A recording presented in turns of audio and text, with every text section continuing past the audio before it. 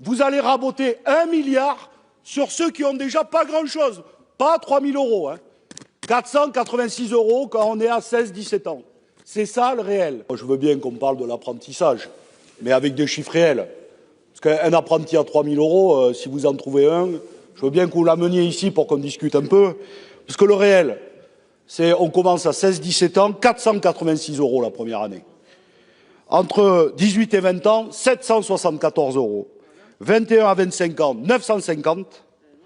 Et au-delà de 26 ans, jusqu'à 29, 100% du SMIC.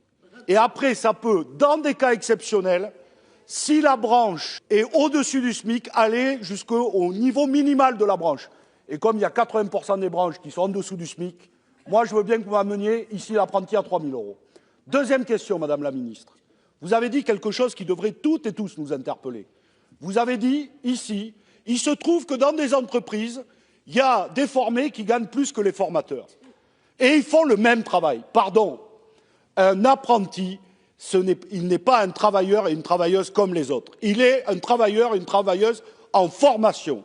Et il n'a pas un salaire, une rémunération équivalente à hauteur du SMIC. Ce n'est pas une simple question. Parce que si c'est un travailleur et une travailleuse comme un autre, alors il ne doit pas être en contrat d'apprentissage, pas avoir une rémunération à hauteur en dessous du SMIC, et il doit avoir en réalité un salaire comme les autres. Voilà le réel. Enfin, vous allez raboter 1 milliard sur ceux qui ont déjà pas grand-chose, pas 3 000 euros, 486 euros quand on est à 16-17 ans.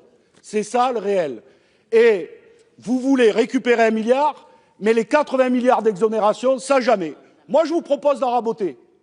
Les 20 milliards au-dessus de 1,6 SMIC, dont tous les économistes de gauche et de droite disent qu'il y a peu ou pas d'effet sur l'emploi, ben prenons. Là, il y a un coup de rabot à faire, mais pas sur, évidemment, notre jeunesse.